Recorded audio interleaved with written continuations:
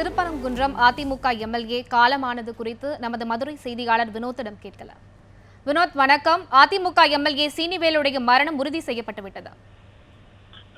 வணக்கம் லலிதா. அதாவது இன்று காலை திருப்பரங்குன்றம் சட்டசபை தொகுதியில் போட்டியிட்டு வெற்றி பெற்ற அதிமுகவின் எம்எல்ஏ எஸ்.எம். சீனிவேல் தற்பொழுது இன்று அதிகாலை அவரது உயிர் பிரிந்ததாக அதிகாரப்பூர்வமாக அறிவிக்கப்பட்டுள்ளது மருத்துவமனை வட்டாரங்களில்.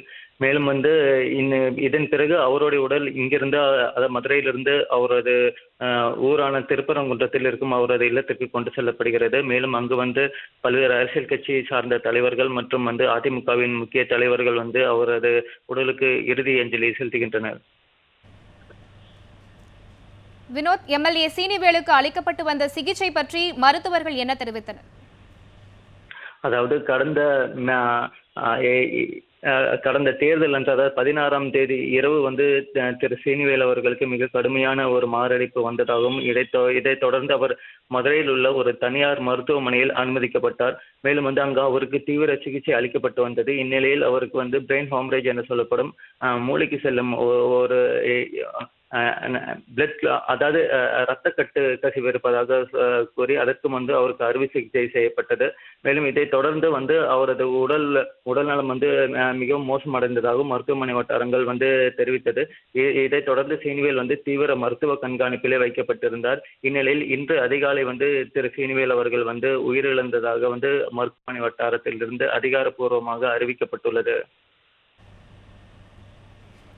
வினோத், இன்று அதிமுக எம்எல்ஏக்கள் பதவி ஏற்க உள்ள நிலையில் சீனிவேல் மரணம் அடைந்திருக்கிறார். அது பற்றி அதிமுக தலைமை தரப்பில் ஏதாவது தெரிவிக்கப்பட்டுள்ளது?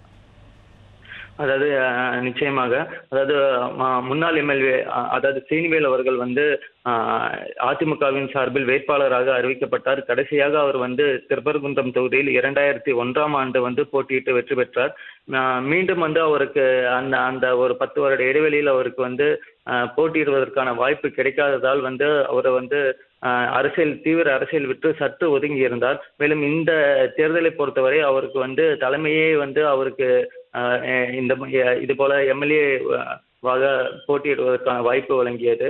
நீங்கள் சீனிவேலை பார்த்தீர்கள் என்றால் அவர் 1980 முதலே தொடர்ந்து 25 ஆண்டுகள் திருப்பரங்குன்றம் ஊராட்சி ஒன்றிய செயலாளராக பதவி வகித்து இருந்தார். அதே போல 1996 முதல் 2001 வரை திருப்பரங்குன்றம் ஊராட்சி ஒன்றிய குழு உறுப்பினர், மேலும் திருநகர் வீட்டு வசதி வாரிய சங்கத்தினுடைய தலைவர் மற்றும் நான் ஏற்கனவே குறிப்பிட்டது போல 2001 முதல் 2006 வரை அவர் சட்டமன்ற உறுப்பினராகவும் அவர் பதவி வகித்து வந்தார். அதாவது திரு சீனிவேல் அவர்களுக்கு இந்த கட்சி தலைமையே அவருக்கு இந்த எம்எல்ஏ சீட் போட்டியிடுவதற்கான வாய்ப்பு அளிக்கப்பட்டிருந்தது. அதற்கு பிறகு